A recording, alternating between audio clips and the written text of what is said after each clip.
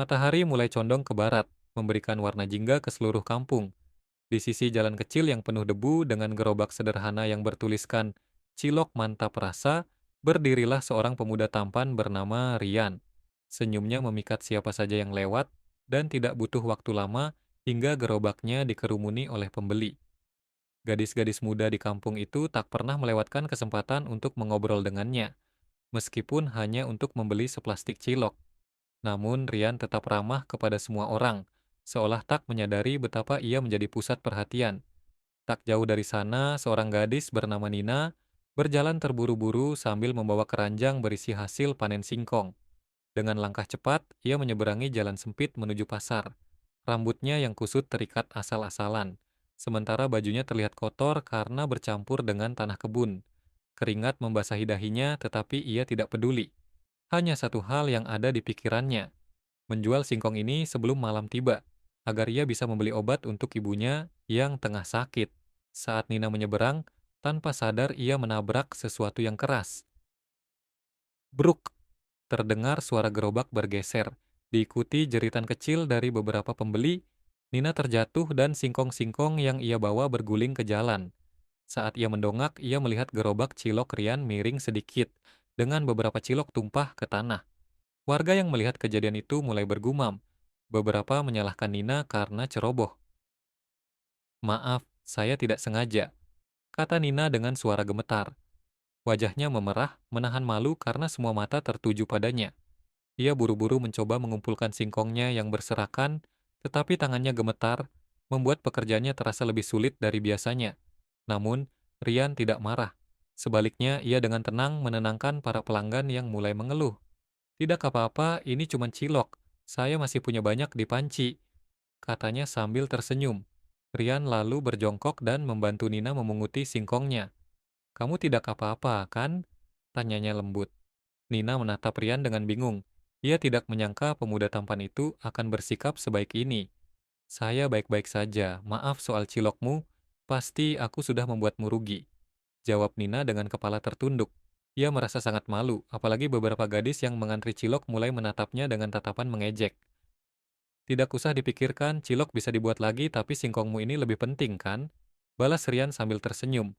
Kata-katanya membuat Nina sedikit lega, meski ia masih merasa bersalah. Dalam hati, ia berjanji akan mengganti kerugian Rian, meski ia tidak tahu bagaimana caranya. Setelah membantu Nina mengumpulkan singkongnya, Rian kembali ke gerobaknya.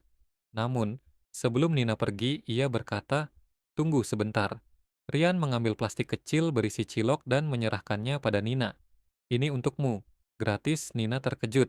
"Tidak, aku tidak bisa menerimanya, aku sudah membuatmu rugi," katanya, menolak dengan sopan. Tapi Rian hanya tersenyum dan berkata, "Anggap saja ini tanda terima kasih karena sudah mau membantu membersihkan gerobakku tadi." Nina akhirnya menerima cilok itu dengan tangan gemetar. Ia tidak tahu apa yang membuatnya lebih gugup, tatapan para gadis yang iri atau senyuman Rian yang terasa begitu tulus. Dengan cepat ia mengucapkan terima kasih dan pergi, meninggalkan Rian yang kembali sibuk melayani pembeli. Namun sepanjang perjalanan ke pasar, Nina tidak bisa berhenti memikirkan kejadian tadi. Di sisi lain Rian menatap punggung, Nina yang perlahan menghilang di ujung jalan. Hatinya merasa hangat. Ada sesuatu dalam diri gadis itu yang berbeda dari semua orang yang pernah ia temui di kampung ini. Tulus, sederhana, tetapi penuh dengan semangat yang sulit dijelaskan. "Gadis yang menarik," gumamnya sambil kembali merapikan gerobaknya. Ia tidak tahu bahwa kejadian sederhana itu akan menjadi awal dari cerita yang akan mengubah hidupnya. Malam mulai turun di kampung kecil itu, membawa angin dingin yang menyelinap di antara pepohonan. Di sebuah rumah kecil dengan dinding kayu yang sudah mulai lapuk, Nina duduk di samping tempat tidur ibunya. Wajah Busari terlihat pucat, tetapi senyum lembut tetap menghiasi bibirnya. "Bagaimana di pasar tadi, Nak? Apa singkongnya laku semua?" tanya Busari dengan suara lemah. Nina tersenyum kecil sambil mengangguk.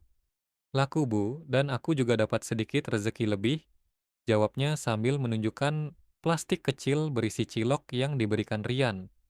Mata Busari berbinar melihat makanan itu. "Wah, sudah lama sekali kita tidak makan cilok, ya?" katanya dengan nada bercanda. Nina ikut tersenyum meski dalam hatinya ia merasa berat. Cilok itu seharusnya tidak ia terima, tetapi ia juga tidak ingin mengecewakan ibunya. Setelah memastikan ibunya makan dan minum obat, Nina duduk termenung di dekat jendela. Pikirannya kembali pada kejadian tadi sore. Wajah Rian, senyumnya, dan caranya berbicara dengan lembut terus terbayang di benaknya. Kenapa aku terus memikirkannya? Gumam Nina pada dirinya sendiri.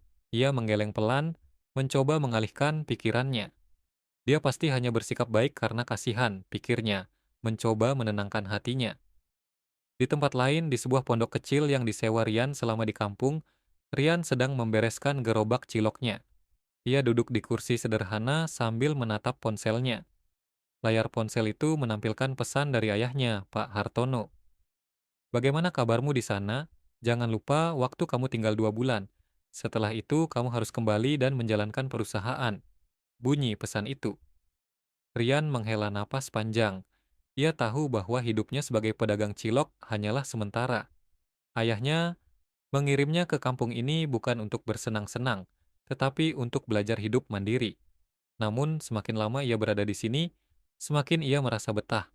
Rian memejamkan mata mengingat kejadian tadi sore. Wajah Nina yang polos, cara ia meminta maaf dengan suara gemetar, dan kegigihannya mengumpulkan singkong membuat Rian tersenyum kecil. Dia berbeda, gumamnya. Tidak seperti orang-orang lain yang sering mendekatinya, hanya karena wajahnya atau gerobaknya yang selalu ramai, Nina terlihat tulus. Keesokan harinya, suasana pasar kembali ramai. Nina datang lebih pagi dari biasanya, membawa keranjang berisi sayur mayur segar. Ia sengaja memilih tempat yang jauh dari gerobak Rian, berharap tidak ada lagi kejadian memalukan seperti kemarin. Namun, takdir seolah memiliki rencana lain. Nina, suara ceria memanggil namanya dari kejauhan. Nina menoleh dan melihat Rian melambaikan tangan ke arahnya. Ia langsung gugup, apalagi orang-orang di sekitar mereka ikut melihat ke arah Rian. Dengan ragu, ia balas melambaikan tangan kecil berharap itu cukup untuk menghentikan perhatian yang mulai tertuju padanya. Rian tentu saja tidak berhenti di situ. Ia berjalan mendekati Nina dengan senyum khasnya.